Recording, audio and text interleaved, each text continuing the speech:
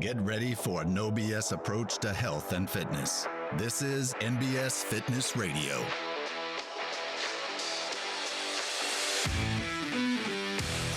All right, what's up? We are back with NBS Fitness Radio, and we are here with my good friend, Rachel Fowler. Say hi. Hello, what's up? All right, so Rachel, you've been at NBS Fitness since when? Before Christmas? No, so it's been right at about a year. Okay. I started right before all the pandemic stuff, like That's right. before spring break, March 2020. That's right, because you had to do your on-ramps like virtual. I did. Okay. Some of them, yeah. Yeah, so okay, that's right. All right, awesome, very cool. Talk a little bit about your fitness history, what it was like for you growing up, and then like through college, through your 20s, and now in your 30s, like how it's kind of changed and all that stuff. Yeah. I feel like I've always been active and enjoyed some kind of exercise, fitness. So I did like basketball, growing up, starting in like 5th grade. And then I loved dance team. So I did that for several years through junior high and high school. And then even I remember as a senior in high school, after all of those were over, I like joined the gym that was next to my school, just like by myself. Anyway, oh, very cool. And would just go like randomly, do the machines, making zero progress on anything whatsoever. But I was doing something. Anyway. Okay. And then in college, the rec center at Mississippi State was awesome. So I went there regularly, but again, just kind of, I would sometimes do classes and sometimes do the machines and just kind of feeling my way through things. And then in my 20s, like, I feel like I've always been a part of some kind of a big gym off and on. I've done the at-home stuff, like back when it was like Jillian's 30-Day Shred DVD stuff to like try to lose baby weight, and was a member of different like bigger gyms around town. And then before I had joined here, the thing I did most recently was like Beachbody on demand, home streaming workout, but it's I did that for a few months. So. Gotcha. Okay. Well, let me ask you this. So what about that did you feel like wasn't really cutting it, or what kind of attracted you to kind of do something different, do something more? Yeah, it was really hard to stay consistent. So I'm pretty like motivated. I'm a fairly disciplined person, but even with that, there's only so many times I'm going to like get up first thing in the morning, try to exercise before anybody else gets up, and not make too much noise in my house. Right. There's only so much equipment I have at my house. Right. And there's only so hard I'm going to work when I'm there by myself with nobody else. So I didn't ever like push myself super hard, and I would always run into, this new video, you need like this set of bands and this step up thing, and I didn't want to have to buy all this other equipment and then figure out where to store it. Gotcha. Okay, so then what's your experience been now that because this is your first time doing like CrossFit, doing what I would call like multifaceted fitness, where you're doing strength training with cardiovascular work, with mobility, with power development, all that kind of stuff, collectively all at the same time. What's kind of been your experience? So at first I was terrified because I just did not know what CrossFit was going to be like. Because if you I feel like if you just Googled CrossFit or pulled up on YouTube, I'm like, these are extremely healthy people that are very fit, that are very sweaty with their shirts off, and then maybe somebody yelling at them or something, like I don't know what I thought it was going to be.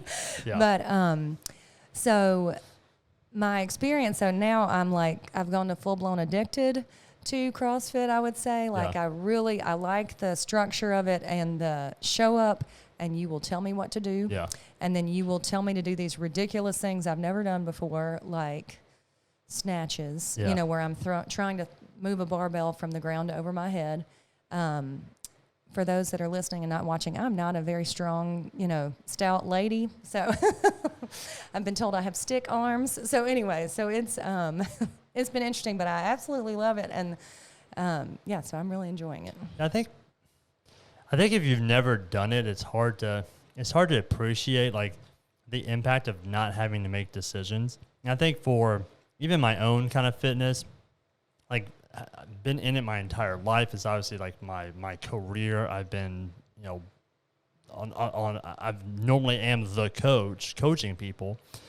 And for the good amount of like my 20s, I did most of my own programming and, worked out on my own. And with a group of, I've always worked with a group of people, but most of the time I kind of did my own programming. But as you kind of like go through life, at some point it's like, man, that's just another decision I have to make. Like having to make the decision, like, when am I going to go to the gym? What am I going to do when I get there? How am I going to know that I'm doing it right? To what degree or effort level am I going to do it? There's just a lot of like decision making that has to occur. Sometimes it's just nice to know, like, I just show up at 12 and do what they tell me to do. Yep. Yeah, and I would say, like, in a lot of areas of my life, I'm a leader. Right. And so, like, whether that's at home or work or church stuff, Yeah. but here it was like out of my comfort zone to come here and be like the new person who really doesn't know what's going on, but also kind of refreshing, to have somebody just, here's what you do, here's how you do it, and if you can't do this, then we can scale it down to whatever, to something that you absolutely can do and work your way up to. Yeah. How do you like the level method so far? I like it. I wasn't, at first I looked at it, I'm like, this seems overly complicated, but now I kind of get it. And it helps that when I looked at the chart initially, I thought, I'm just going to be white and everything because I'm the new person, and I always did like the lowest, like level 1 when we did the other program, what we were doing before. And so it was like, oh, no, on some things I've been in blue and some things I'm in yellow. And so it kind of, it's good and to see the like incremental, how it breaks it down in these small little categories, that it's more achievable, that I could move from yellow 2 to yellow 3 on rings one day or whatever. Right. Or whatever it is. Yeah, that's it. That's one of the things that I've loved about it, is like each little jump is like an achievable jump. Mm-hmm. Where sometimes the other like level we did, it would go from like 1.5 times body weight to 2 times. You're like, well, I now have to add 50 pounds to my overhead press. Like, that seems like a lot. Right. You know what I mean? Yeah. Whereas this one, it's like 5-10 pounds. Mm-hmm. And it gives you, it's just like, really does a great job. So like, here's where you're at. And then here's where you need to go in order to get better. And so it's like a really great way of like objectifying your fitness, like giving you objective measurements of where you stack up on these different levels and showing you, okay, well, you're high on this, a little bit lower on this, and kind of show you, okay, and in order to get better, this is what you need to do. Right. So, also, the fact that in the actual workouts, you're not having to make a decision of like, well, do I think I can do this? Do I think you just go, I'm blue, I do blue. Yes, that's been better because I used to always have to kind of, well, I'll do level 2 on this part and level 1 on this, or I was always in between. So, that is better, too. Yeah. I can just stick with what it says for orange or whatever it is, All right, so talk a little bit about some of the challenges that you've kind of faced, like, along the way, specifically, like, with regards, like, family, job. I'm sure you and I can both kind of relate to. It's pretty easy in college, to find time to go to the gym. And then when you start, your career, you're like, oh, I don't have any time. And then you have kids and you're like, oh, wow, now I really don't have any time. Yeah. So talk about some of the struggles that you've kind of faced and just talk about that. Some of the struggles you faced kind of along the way as you've gone through different periods of your life. So as of now, I am working mom of 4, married. I work 3.5 days a week. Still feels like full-time, but I guess I'm technically part-time. So here, it's really nice that I know that every day at 5 a.m. there's a class. Like, I struggled with no matter what other gym I was a member of, I would have a class that maybe it was a spin class that I really liked, but they only offered it at a time where I could make it 1 time a week. Right. And then the other times they would have that class would be like 5 p.m. That's going to be, unless I move heaven and earth, I'm not getting there at 5 p.m. Right. And so it's been awesome that here, like, it's always, I know there's always going to be a class that's the same programming that everybody else is doing that day, that I'm not missing out by coming at a different time, that it's the same all day. And so I would have never thought that I would be like a 5 a.m. person. Right. And I also wouldn't have thought I would come at noon. Anyway, and those are the times that I've been coming most frequently. So it's helped having, like, there's a playground outside here, so if I bring 1 or more children, they can play out there. and kind of figuring out, or like, okay, well, this spot over here is not real crowded with people. Okay, you can just sit right here if it's cold outside or something. But right. So yeah, it's actually been the 5 a.m. time really is kind of a sweet spot, and that has helped because if I can go to bed on time, then when I get up, nobody needs me yet. Yeah. And even when I get back, this is key. Nobody needs me yet because my kids aren't still asleep. awake yet. Yeah, and so it gives me this glorious me time. Yeah, it seems to me like over the years, what I've recognized is if you have a family and or you have a job that's not necessarily shift work, like if you work 9 to 5 and like it's a shift, like there's no way you work at a bank and you're like the bank closes at 5, I'm out off at 5, right? Then doing things in the afternoon is a little bit more doable, but if you have a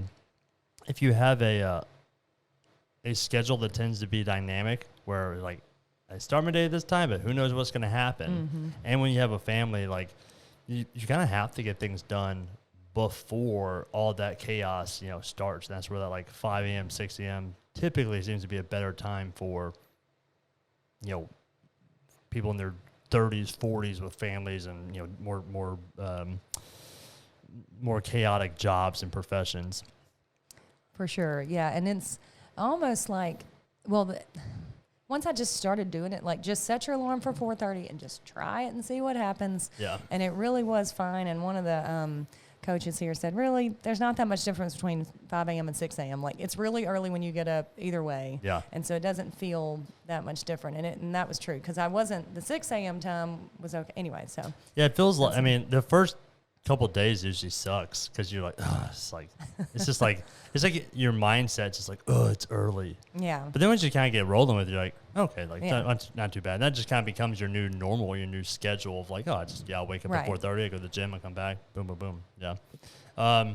So a lot of people don't do that though. What do you feel like? How were you able to kind of overcome that? Because reality is that most people don't exercise. Most people are going to make excuses or give reasons why. Well, if only this would happen, then I would be able to go train. Or if this would happen, it's usually like involving their career and involving like their family. I had a guy who said, he's like, I asked him why he didn't work out. He's like, because I got 3 kids. And I was like, well, that should be a reason that you should work out. But what do you feel like what do you think is keeping people from actively trying to overcome those struggles where you have overcome the fact that like, I do work full time and I got 4 kids and not 4 20-year-olds, 4 kids. What's the age range? So right now, 10, 8, 7, and 4. Sorry, it takes me a moment. No worries. Yeah. So, all at ages that require a significant amount of parental driving and guidance and involvement. Mm-hmm. What is keeping most people from being able to overcome that? And like, why do you feel like you have been able to? Well, I feel like anybody, I can't, as far as what keeps everybody from, some people do have a lot going on, or maybe they work more than one job, or they don't have, they're a single parent, or, that kind of thing. But as far as for me, it was just, once I started coming, then I got to see how good I feel once I've tried this out, and that, yes, it's hard, or it was terrible, but I didn't die, and now I feel amazing. Yeah. And I've noticed that I don't snap at my kids so much. Yeah. And my fuse is not this long anymore, that sort of thing. Then it's like, I'm going to figure out how to make this fit into my life because I don't want to stop feeling this good. Yeah. And so that's what's helped me is that I feel really good when I come in here several times a week. And so if I do 5 a.m., then I can come in here 5 days a week if I wanted to. Yeah. So that's been the biggest key. It's like, I've just gotten this taste of this is how, how good you can feel. And also how it's nice to focus on like getting stronger instead of just trying to stay skinny, which was like always my goal pre-CrossFit was just, that was the goal. Yeah, and it's a very don't get fat. It's kind of a meaningless goal. Yeah, and so And then also, I wouldn't exercise as much if I was staying skinny. Well, then it didn't matter, you know. So this is different because focusing on, you know, being stronger. Well, I could always get, you know, continue to get stronger. So, but yeah, as far as other folks, I think sometimes people just haven't had that good rush of endorphins in so long that they just don't know how good you could feel if, like, honestly, yesterday morning. I didn't come at 5. I went to the noon class. But yesterday morning, I kind of felt kind of crappy. And so it made me miss Did you feel better after 12? Yes. But I really like how much differently I interact with my kids with our morning routine and the hustle of getting 4 people, you know, plus me out of the house, prepared for the day with all of their things. It's just so much better to do that post-workout. Yeah. Well, okay, so talk to me some about kind of the differences and the changes that you felt in your life, like since doing this. Yeah, I like just, this sounds kind of weird, like walking around and feeling like, oh, I have sore muscles, but like it feels like I can stand up straighter, or you know, that sort of thing. My energy level is better, so I love coffee. I'm still a coffee drinker, but sometimes I'll realize, like if I've worked out that morning, I'll realize at like 3 o'clock that I've not even made it through half of my travel mug that I take with me to work, that sort of thing. Instead of running for my second full travel mug at about 2 o'clock that afternoon or something. And then I feel like my patience with my kiddos is better. Like one time we're in this situation where we were going to get food from here, and it was going so slow that we decided to get food from somewhere else, but this other kid didn't want anything from there. So we ended up doing 3 different restaurants on the way home. And I told my girls, I said, do you know why mommy's not losing her mind right now? And it's because I exercised today. And so anyway, they truly, before, I would have been losing it. Anyway, so it's helped with that kind of aspect, and really helps to just lessen overall anxiety. Obviously there's plenty of physiological reasons for that, but a lot of it's you start your day with doing something hard, you overcame it, and you're like, oh, well, if I can do that, and you've kind of given your energy, you're giving your stress away that day, if that makes sense. Where you don't have all this built up tension in you that you're able to snap and just release it at your kids all the time. And so it's like this combo of I've already strained today, I've already done something hard, and then on top of that, I'm now on an endorphin high, and my energy's high, and I just feel good overall. So my temper is mitigated, and the threshold's not as low. For sure. And what I've kind of noticed between people who don't exercise and people who do is you have that extra energy to deal with and then give to your kids. A lot of people, they get home and they've already poured out their cup, and they've got a small cup. They pour it out all day. They get home, they got nothing left. It's man, just kid, let me just sit here and watch TV, or I don't want to deal with it. It's they're and they don't have that ability to get home and still have stuff left to pour out for their kids. And then the struggle for them becomes they're my cup's already empty. How am I supposed to find time to exercise? And I kind of tell them exercise isn't taking away from your cup; it's giving you a bigger cup. Taking care of your body is giving yourself a bigger cup so that you can work a 10-hour day and have a crazy stressful day and get home and still play with your kids, do their homework, read a bedtime story, deal with them discipline wise without snapping or ignoring them or whatever, So.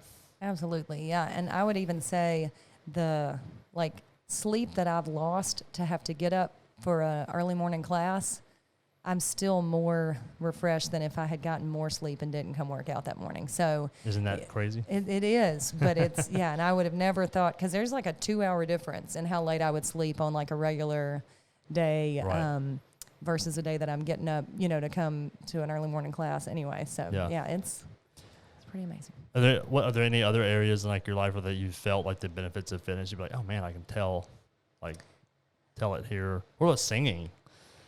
Oh, I don't know. I don't know if maybe my lung capacity is better. I haven't noticed. I don't know. Okay. Any other areas? Well, I'm trying to. I feel like it's helpful. So I'm a nurse practitioner, and all day long, I joke around that all day long I fuss at people about their eating habits and their anything lifestyle related. And so I do feel like I saw a quote. I don't know who said this, but I loved it. It said, "You can't lead where you're not going." And so how am I supposed to like kind of show you how to get healthier or help you to stay healthy? Maybe you're not sick, but you want to stay healthy.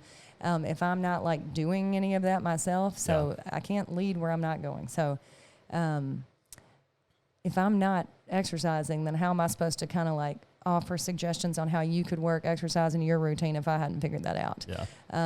So I feel like it's kind of, I'm trying to empower folks that I see during the day that could their lives could change dramatically with just some changes in their, maybe big changes in, eating habits and moving more. So it helps in that respect too. Yeah. On the last podcast we did with Clay, we were talking about how like the system is not really set up for healthy people. It's really set up for like unhealthy 70-year-olds. It's set up to like reduce symptoms. In other words, like you have high blood pressure, here's a pill to reduce your high blood pressure. You have type 2 diabetes, like here's insulin that you now have to take to address that. Versus being more, I'm not going to say preventative. Preventative would be nice. I mean, I would always prefer preventative, but even just educational in the sense it's like of causes. It was like, you are here because of X, Y, Z. Let's address these causes versus just addressing these symptoms. And so unfortunately, like a lot of the system is not set up like that. And even in the medical profession, nurses are one of the most common obese professions. Like you look up most obese professions, I think it's like construction workers, and then nurses are like really? Number 2. Like they're second in line for obesity. We're the worst patients. And so many doctors don't exercise, unfortunately. And most doctors are specialists in the sense that like they specialize in that one area, and so they're like, that's kind of everything that they know is how to like address that one symptom, one issue, versus kind of taking more of a big picture approach. Obviously GPs have a little bit more of that kind of big picture approach, but I think like cardiologists or like orthopedic surgeons, and so it's good to hear. It's good for me to hear, someone within that profession kind of like recognize, like, man, like I kind of need to be living by example here. Oh, for sure. Yeah, I'm, just like you probably wouldn't go see an athletic trainer that was like morbidly obese or something, and try to get them to help you with your fitness, or that was somebody who can't lift 10 pounds, that sort of thing. So yeah, I try to educate patients on like, we might need a medicine for now, but like this is reversible. Yeah. If you want to go that route, we could just work on reversing this. And one of my first classes in my nurse practitioner program, I took an advanced patho class, and the teacher, the first thing he started out, it just had a picture of a ball, just like a regular ball. Like a basketball? No, just like a shaded in circle. Okay, gotcha. Circle. It's like a sphere. Just a sphere on the screen. And so he said, and it had the words body, mind, and spirit, but they were all crammed together. And he said a lot of times people think about body, mind, and spirit as 3 separate circles that maybe just overlap in the middle a little bit. Yeah. But he said, I want you to think about those as completely overlapping, where you only see one circle, because when somebody, let's say they're just diagnosed with high blood pressure, that does not just affect their body. That is body, mind, and spirit, because it can be, incredibly overwhelming to be on 8 medicines for high blood pressure and diabetes, or it can be really depressing, to see those pill bottles and be reminded of disease, that sort of thing. And so I absolutely, I like to think of it, body, mind, and spirit it's all one. And so, when you just get up and exercise that morning, whether you've burned 800 calories or 200, like just the fact that body, mind, it's good for your spirit, that morning. It's good for your body. It's good for your mind. Yeah. So I like that it affects all three. Yeah. I think being in the modern day with all the technology that we have, like we can be completely disconnected from like the purpose that our bodies were made for. One way I kind of describe it is like, think of all the things you were born with, the ability to run, jump, play, roll over, wrestle, do all these things, like watch a kid play and then go, can I do all those same things? And if there's no, then like you've lost abilities along the way. Mm-hmm.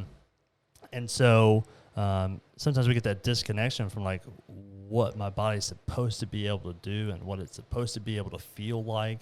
And we get in this mindset of like, a little bit like victimhood, where it's just like, I just can't do that.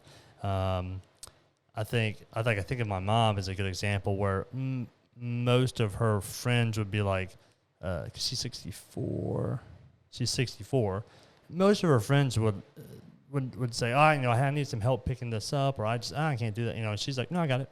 Right. Yeah, I can do it.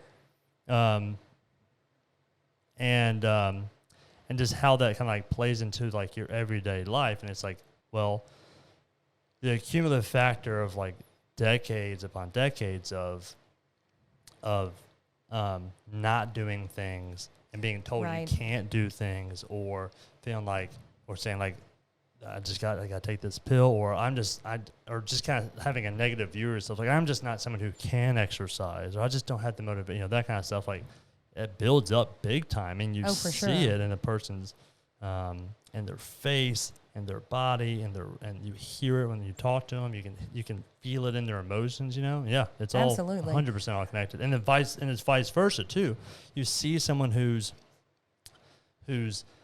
exercising regularly, and they're they are more vibrant. They're more passionate about life. Sometimes they are less stressed out, and not necessarily. And I don't necessarily mean just from, because I've seen that being the case in people who have like severe physical issues, veterans that have lost arms, or people who were born with like abnormalities or whatever, but who changed their mind on how to approach life with that. Right. Decided, well, yes, I can't do this, but this is all I can. Mm-hmm. This is what I can do, and then like the positive impact of like decades of that. Right. So. I know, and I'll tell patients sometimes. I know it may sound extreme to like get up at 4:30 and exercise and try to go out of your way to avoid fast food or whatever it is nutritionally we were talking about, that may seem like goodness, this is really hard, but it's also hard like being on 8 medicines and having to keep up with them and keep up with refills and go to the doctor all the time. Like that also is hard and extreme. And so I'd rather choose the one that's like helping keep me healthy. I think there was a meme for a while that was like, choose your hard. Oh yeah. It was like, choose your hard, like you can live a hard life no matter what. It's just choose which hard life you want to live, Yeah. So one thing that's been frustrating to me about this entire year with COVID has been the lack of messaging about like things that we could do to reduce our risk outside of just getting vaccinated, just doing the social distancing. Like there hasn't been any messaging about like, hey, take care of your body, build your immune system, and reduce your comorbidities, and your chance of survival, and also just not having any real negative impacts from the virus itself go up tremendously. Right. Why do you feel like as someone who's in the medical profession, like, why do you feel like that is? Like, why has there not been this kind of like, I said the message should be like, hey, we've learned this last year that health is important. You should treat your body properly, exercise, eat right, and on top of that, you should probably get vaccinated and do these things to mitigate the risk, right? Right. Why do you feel like that hasn't been the message that's come out? I don't know. Because there's lots of the things that help your immune system just overall are, like eating right, exercising, don't smoke, stuff like that. Yeah. Don't drink, gallons of alcohol every day. This sort of thing that we already know. Yeah. But sometimes I feel like people are, in a way, tired of hearing that. Like, sometimes I say there's nothing new under the sun. Yeah. Like we still need to eat right and exercise.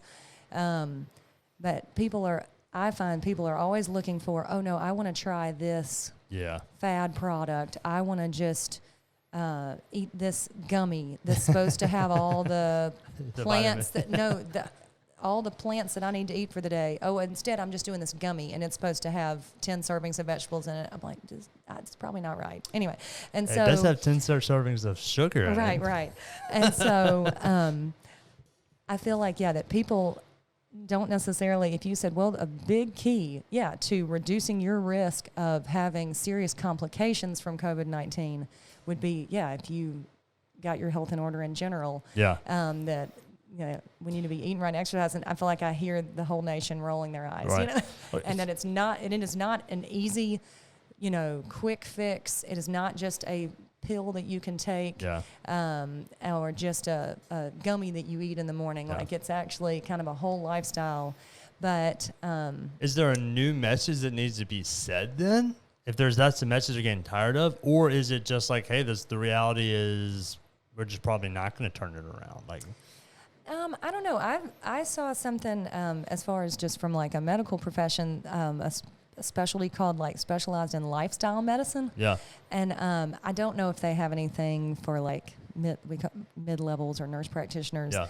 Because I think it was mainly like a physician group. But I was interested in like, what does it take to get like certified in lifestyle medicine? Yeah. And pushing more, towards that, and instead of only, not that we're going to get away from all medicines ever, but instead of that being the only focus. Yeah. But I don't know the nationwide cure for all all Americans to realize that they to realize they should exercise and eat right. I feel like that's kind of like something like we're on the same team, but like different timelines of that team. Like we're trying to get people to start exercising, eating right, like before they have to go to the doctor for X, Y, and Z. And you're like, hey, now that you're at the doctor, like we're going to address it, but you also need to start doing X, Y, and Z. Right. And it can be frustrating. You can like get sometimes to like a pessimistic standpoint. I think Alice and I were talking about, she had a patient the other day, or he's just like, what, screw it. Like you're so anti doing anything positive for your health, like screw it. Yeah. Suffer the consequences of your actions, friend. It's hard. Sometimes it's hard to not like go down that negative rabbit hole, but it's hard when I like walk through the grocery store and be like, oh, this entire aisle probably just doesn't need to be available. Or like we've got an entire aisle of sugary drinks that I'm pretty sure no one needs. Right. Anybody. Yeah. That sort of thing. Yeah, and so it's hard when there's so many, things that are very unhealthy, or, just the number of fast food restaurants that are on the corner where I like the corner closest to where I work. It's frustrating. Right. Like, well, anyway. Okay, I'm gonna grab me a burger on my way out the doctor's office. When you go to like Costco, you like see someone like look at their cart, you're like, oh my gosh, what, like that's the worst cart I've ever seen. And then like the next time you go, like, nah, that's the worst cart I've ever seen. But I do think there is. So truly the word ignorant meaning not knowing. Yeah. Like some like folks that all the time I have people tell me, oh, well, I thought V8 Splash has a picture of fruits and veggies. I'm not kidding. It has a picture of fruits and veggies on the label. And so I thought it was healthy because I thought it had fruits and veggies in it.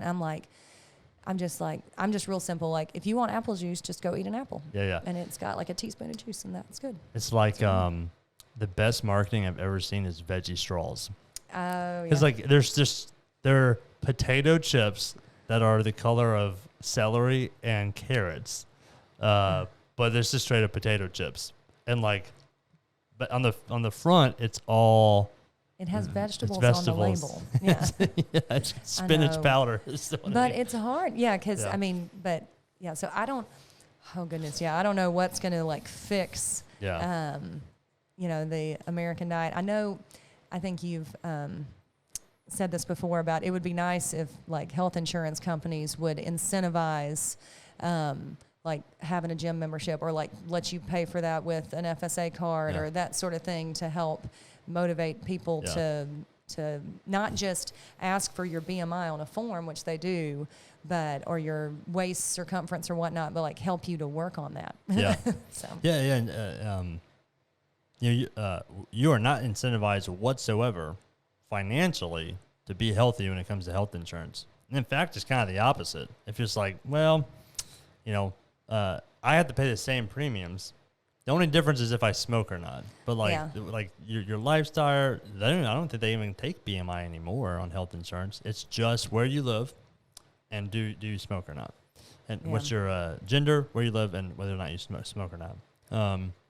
So it's like that's a whole rabbit hole you can go down. But I think one of the things that, that's one thing that was frustrating about this whole year. Like, man, like we were kind of really going down or have been going down this like really steep hill with regards to health of our nation. Mm-hmm. And this was like the awakening moment. It was like, oh crap, like this disease came that was like really bad for you if you were already really unhealthy and didn't really have much of an effect on you if you weren't. But still like the response was not like, oh man, we really should get healthier as a nation. Like this is a giant wake up call for everyone. That was not the message or response whatsoever. Allison said, you're encouraged to get a donut.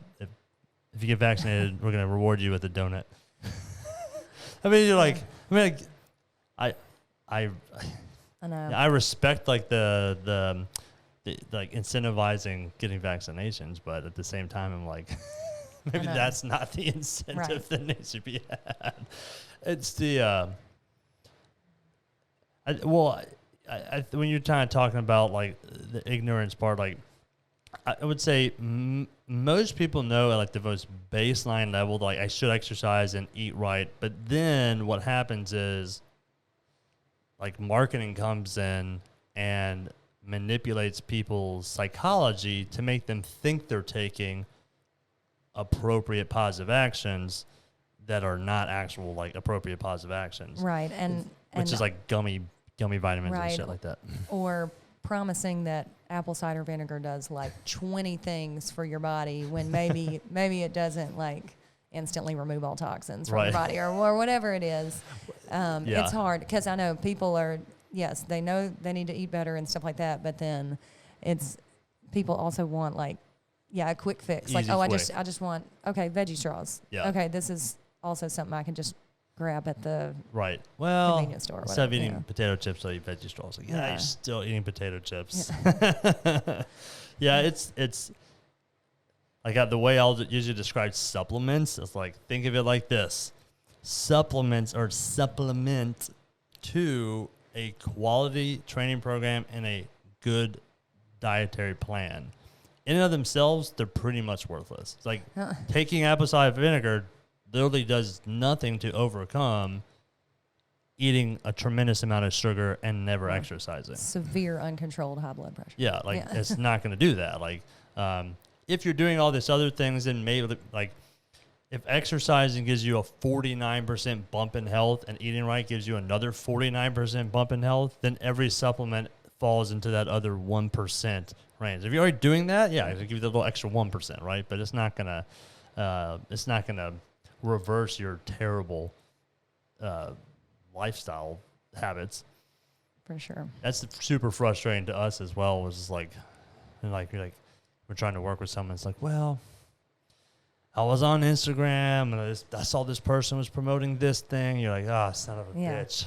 Well, or I bought this really expensive, shakes. Yeah. And they're like super duper expensive, and I don't understand why everything isn't better because I drink one a week or whatever it is. So, right. Yeah, exactly. Yeah. It's frustrating. But like I said, I kind of ping pong back and forth between like being pissed off enough to be like, okay, now to be fired up to say, now this is what we're going to do to combat that. Like if that's that message, now we got to get out in front of it and like be louder, you know what I mean? Right. And change it up. Not just say like, hey, you need to not go from the standpoint of like, you need to exercise. Like what we try to say is like the best version of yourself is the one that's exercising, eating right, and you deserve that. Right. You don't get one chance at this thing called life. Right. You deserve to have the best experience, the best version of yourself through this, and so does everyone else around you. Right. You deserve it, and then everyone else around you deserves it. It's like going back to that story I said, it's like the guy who didn't work out because he had 3 kids. It's like, your 3 kids deserve like the best version of yourself, and you deserve to have the best version of yourself as well. Right. And you exercise is going to help you have a better experience with your kids. You can help them have a better experience with you, and you only get one round of that. Right. So when they're 30 and you're 60, don't look back and go, crap, I wish I had done that. Well, and I think most any parent or most all parents would say they want their kids to be healthy. Yeah. And so, I'm really trying to model for my kids, here's what it looks like to be healthy. Yeah. And we try to, I don't ever talk about like being skinny or being fat, none of that. We just talk about being healthy and being strong. Yeah. Because I have no idea what size and shape my kids are going to be, 20 years from now. But they will know how to exercise. There's a sign, I think, in the gym that says all humans require routine maintenance. Yeah. And so, they are going to know how to perform routine maintenance on themselves in terms of exercise. And then they can make their own choices when they're grown up for everything else, but they will at least have a foundation of knowing what that looks like. Yeah. So. What's kind of been their response of like being able to like see you exercise and even come into the gym and like watching mom exercise and like, I mean, like what do they say about that? They, one time it was so funny. I think we were doing snatches and I had like the bar with 2 5-pound plates. They're green. Yeah. And so, but they're still like wide diameter. And so it looked, to them, it looked like mommy's, lifting the same amount of weight as everybody else. But they were like, you were picking that bar up way over your head. Yeah. And I'm thinking like, and the lady next to me who's 20 years older than me was doing, triple the amount of weight. It doesn't matter. I've had to get over the fact that I may be in lots of classes, the slowest one lifting the least amount of weight, but it doesn't matter. But your kids are superwoman. Yeah. You know what I mean? That's right. Yeah. That's the most weight they've ever seen mommy lift. Yeah. And so, I like that they are kind of like, whoa. And I like just from being just a little bit feminist of like, yes, and women can pick up heavy things too. Yeah. And they are just very intrigued by all this going on. And so, it's been fun. Then we get like, if we watch something like American Ninja Warrior, they're always like cheering, really hard for the women of like, and then, if I say something like, oh, do you think mommy could do that? And of course they're like, yeah, because they, anyway, which, we're a long way away from me trying out for American Ninja Warrior. But, in my kids' eyes, mommy's lifting heavy things, mommy's doing hard things. And, I already know, I think one of my kids is going to be the one who's like trying to come up here with me when she's a teenager, that is interested in if I do workouts at home. Yeah. Like which one time, is that? Mary, my third daughter. Yeah. And so like one time, I don't know what was going on. The kids were like crazy. And so, my husband turned on some like hard rock kind of music. Yeah. And we started it was like this spontaneous, he got on his ab mat and it was like competition to see who could do the most sit-ups, my kids. And then there other ones are like making laps around the living room and it was this frenzy. Anyway, but that sort of thing is not going to happen. If I'm, if all they watching TV and playing on my phone. Yep. So, it was it doesn't have to be miserable working out either. Like it can be a fun and something you can share with your family. Yeah.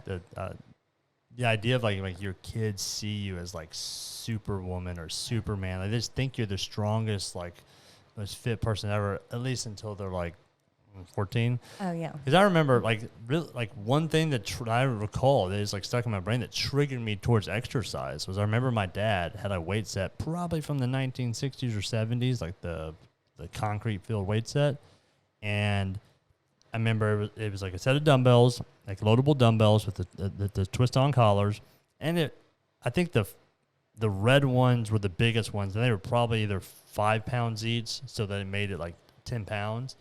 And I remember like watching him do like 10-pound curls one day and thinking like, oh, because I was like, man, like I can't even pick that thing up. Yeah. And I was like a little kid, like that's the heaviest thing ever. Like I can't even pick that up. You can do curls with it. I remember like triggering me to be like, man, I want to be able to do that one day. Yeah. And that's kind of like, he probably didn't think anything of it.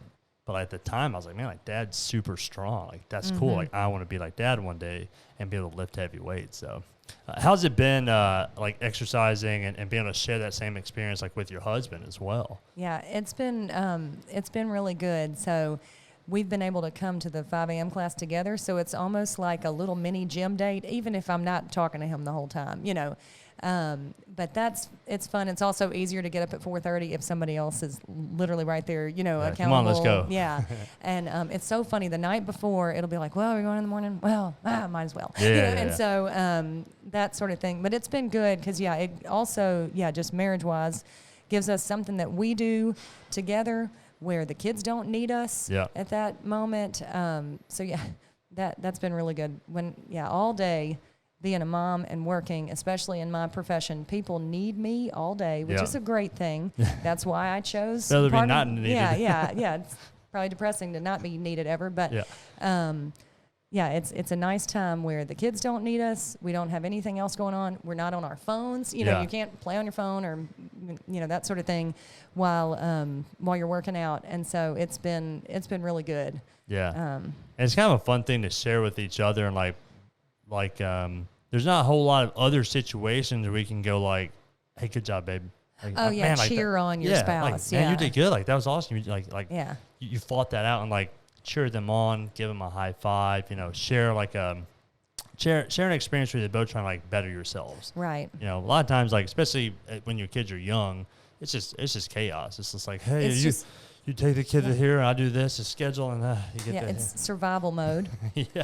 Yeah, from sun up to sundown. Yeah. Especially when they're really little. I usually try to encourage new moms when baby's like under a month old, like you just survive and you love on your husband and you love your kids and you just survive. Yeah. And that's your goal for the next few weeks with a newborn. Yeah, just get through it. Yeah. So after that, at some point it's good to move from survival mode to, thriving mode. Yeah, 100%. Well, very cool, Rachel. Appreciate you coming on the NBS Fitness Radio podcast and sharing your story. Thanks and for having hopefully me. it'll motivate some other people in similar situations to start taking positive actions.